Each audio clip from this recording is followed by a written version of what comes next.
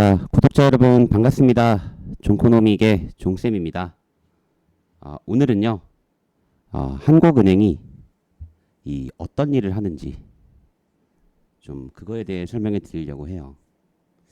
한국은행이 뭔가를 하는데 대체 뭐 하는 곳인가, 이걸 궁금해 하시는 분들도 있을 수 있으니까요. 이제 결론부터 잠깐 말씀드리면, 한국은행이 하는 대표적인 정책은 이 통화 정책이에요. 즉, 한국은행이 이제 발권을 해가지고 현금을 어느 정도의 돈이 시중에 돌게 할 것인가, 이거를 좀 정할 수 있는 거죠. 딱 수치를 정한다기보단 어떤 정책들을 통해 시중에 돈이 좀 더 많이 돌게 할 수도 있고 시중에 돈이 좀 적게 돌게 할 수도 있는 거죠. 그래서 통화량이 많이 돌아다니게 할 것인지 통화량을 억제할 것인지 등에 관한 정책을 시행하는 곳이 바로 한국은행이라고 보시면 돼요. 그러면 한국은행은 대체 어떤 기준으로 이 조절을 하려고 하냐면, 그러니까 경기가 극단적으로 안 좋아졌을 때, 또 경기가 극단적으로 과열됐을 때, 이게 과열되고 극단적으로 침체하는 걸 이 통화량 조절을 통해 좀 조절하려고 하는 거죠. 예를 들어 경기가 어려워요. 경기가 어렵다는 건 사람들한테 돈이 없다는 거죠. 그럼 사람들한테 돈이 없으니 사람들이 좀 더 돈을 가질 수 있게 통화량을 풀어주는 겁니다. 가지고 있던 돈을.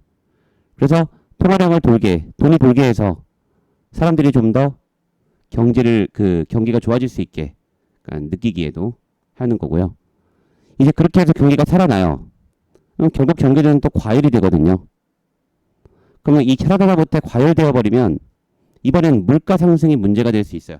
시중에 돈이 너무 많으면, 돈 쓰는 사람이 너무 많으니 물가가 많이 오를 수 있죠. 이럴 땐 또 통화량을 조절해서 좀 줄여서 과열된 경기가 식을 수 있게 만들어줍니다. 정리하면 이런 거죠. 경기가 어려울 때는 돈을 풀어가지고 좀 더 경기를 살아날 수 있게 해주는 거고, 경기가 과열돼가지고 이제 물가 상승이 좀 많이 문제가 되면 그때는 통화량을 조절해서 과열된 경기를 식을 수 있게 만들어주는 게 한국은행이다. 이렇게 보시면 됩니다. 그러면 이 통화량 조절을 위해서 한국은행이 하는 대표적인 세 가지 정도의 정책이 있거든요. 그거를 말씀드릴게요. 가장 중요한 거, 바로 이 기준금리를 조절하는 거예요. 기준금리란 말 그대로 그냥 은행들이 모든 금리를 기준으로 삼는 기준금리예요. 그러니까 이 기준금리가 정해지면 그걸 기준으로 예금금리도 정해지고 대출금리도 정해지고 하거든요. 한국은행은 그 기준금리를 올렸다 낮췄다 하는 역할을 합니다. 그래서 올리기도 하고 낮추기도 하는 거죠. 물론 이 금리를 올리는 기준과 낮추는 기준은 오로지 경기만 있는 건 아니에요. 이 금리에 따라 우리나라 통화의 가치도 정해지기 때문에 다른 나라가 금리를 어떻게 하는지 이런 것들에도 영향을 받긴 하지만, 어쨌든 오늘은 통화량 증가 감소가 경기와 어떻게 연관이 있는지를 말하고 싶은 거니 그 관점으로만 말씀을 드릴게요. 일단 한국은행이 기준금리를 높이게 됩니다. 그러면 사람들이 대출 받기가 어려워져요. 이게 대출 금리가 싸면 빨리 그냥 대출 받고 하는데, 돈 좀 빨리 급할 때 대출 금리가 너무 비싸면 이자가 무서워서라도 대출하기가 어렵겠죠. 실제 기업들이 하는 많은 사업들은 이제 대출을 껴가지고 하게 되는데, 이제 수익률이 어느 정도 안 나오면 함부로 대출 받기도 어렵겠죠. 또 기준금리가 올라간다는 것은 예금금리가 올라간다는 것도 의미하거든요. 그럼 사람들 입장에서는 이거 금리도 높은데 돈 좀 모아볼까 할 수 있겠죠. 그러니 저축하고자 하는 사람도 늘 수 있습니다.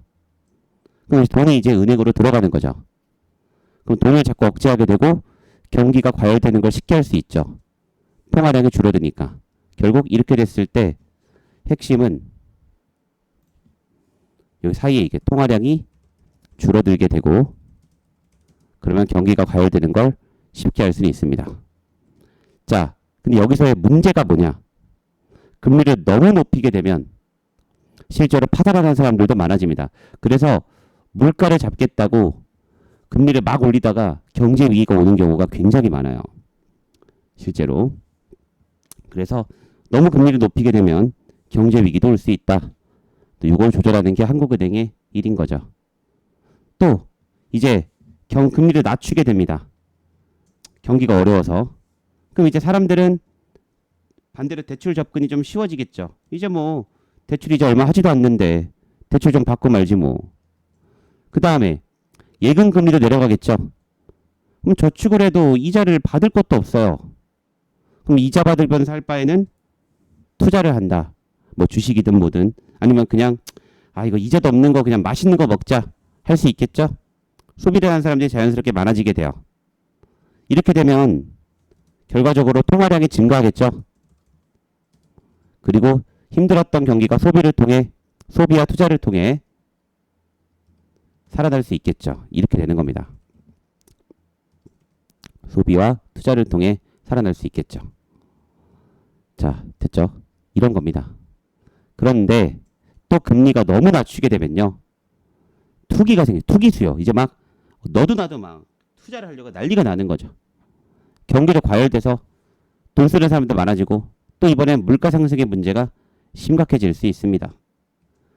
그래서 참 이게 어려운 거죠. 제가 저번에도 말했지만 경제라는 건 좋은 것만도 없고 나쁜 것만도 없기 때문에 이 경기를 살리려고 통화량을 증가시키다 보면 물가 상승이 문제가 될 수 있고 물가 상승을 억제하려고 통화량을 좀 줄이다 보면 이번엔 경제가 어려워질 수 있고 자, 이런 걸 조절하기가 참 어렵긴 합니다.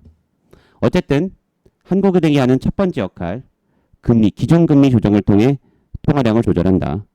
이게 가장 대표적인 역할이고 사실 한국은행이 통화량을 조절하기 위해서 하는 게 크게 두 가지 정도가 더 있거든요. 그것도 같이 한번 볼게요.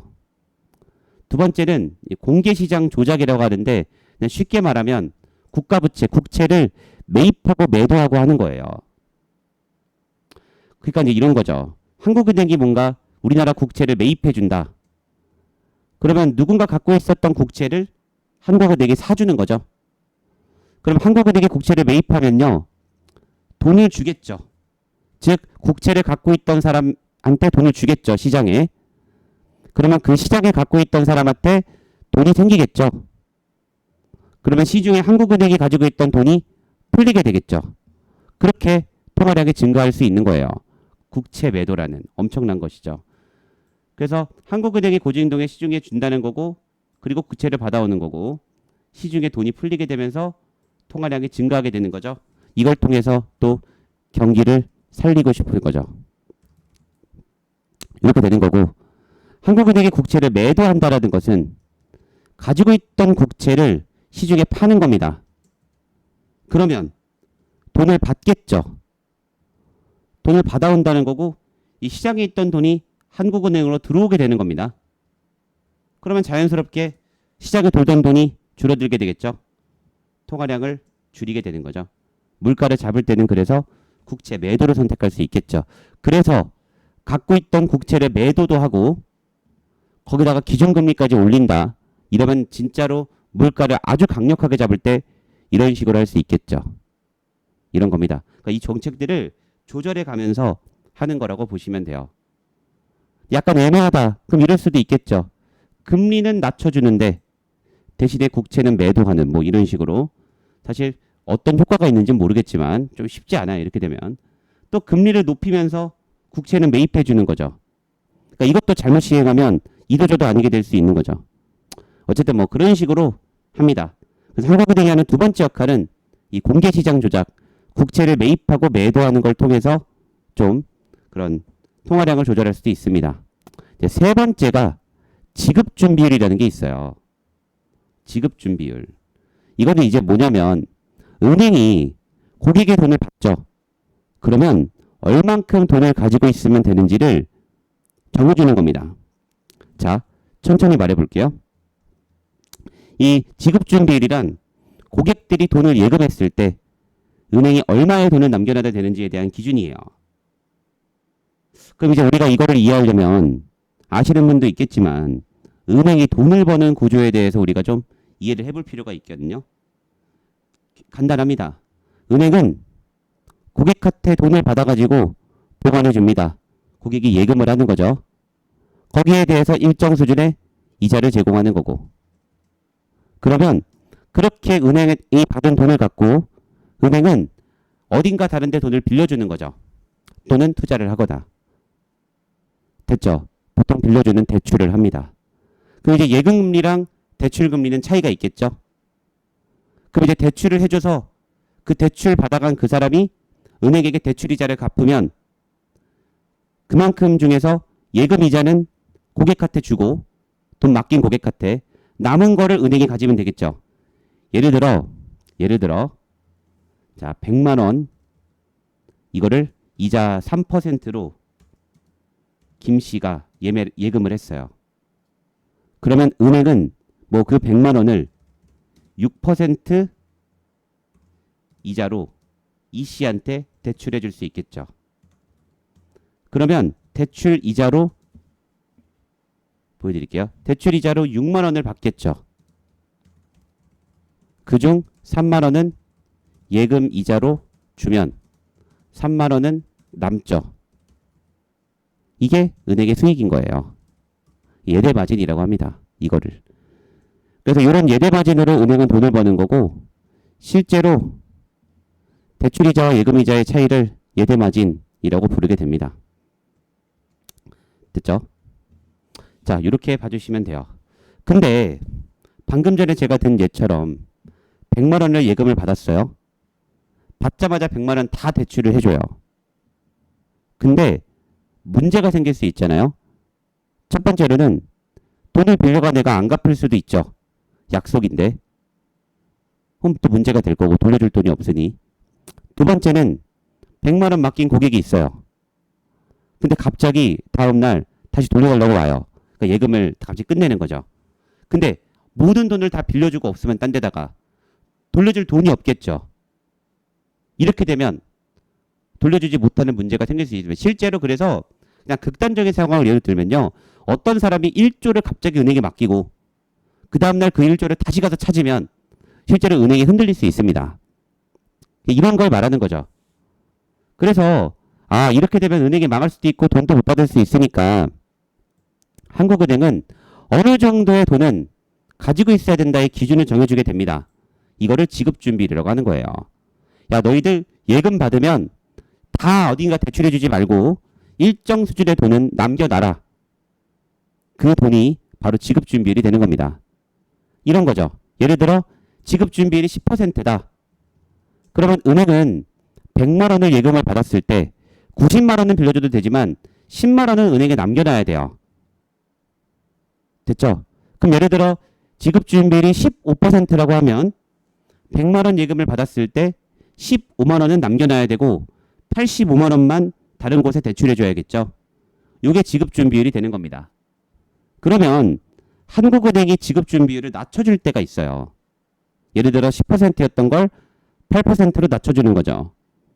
그러면 은행 입장에서는 좀 더 적은 돈 남겨두고 다 빌려주면 되죠. 10%일 때는 10만 원 남기고 90만 원만 빌려줄 수 있는데 그거를 8%로 낮추면 8만 원만 남기고 92만 원 대출해 줄 수 있으니까요. 그래서 지급 준비를 낮춰주면 은행은 더 많은 돈을 시중에 빌려주고 투자할 수 있습니다. 이에 따라 돈이 더 많이 풀리게 되고 통화량은 증가하게 되는 거고 지급 준비를 높이면요. 그러면 은행은 예금을 받았을 때 더 많은 돈을 은행에 남겨놔야 돼요. 그럼 밖으로 빌려줄 수 있는 돈이 줄어들죠. 그렇게 되면 자연스럽게 통화량은 줄어들 수 있겠죠.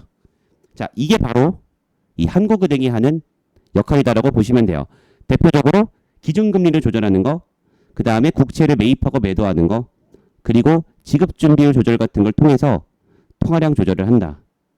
그리고 그 통화량 조절의 목적은 뭐 통화량을 늘릴 때는 경기를 살리고 싶을 때, 통화량을 줄일 때는 물가를 잡고 싶을 때 이렇게 봐주시면 될 것 같아요. 됐죠? 그래서 여러분들이 이해하기 쉽게 한국은행의 역할에 대해서 설명해 드렸으니 잘 보시고 도움 되셨으면 좋겠습니다. 이상 최고의 경제 유튜버를 꿈꾸는 종코노믹 종쌤이었습니다. 감사합니다.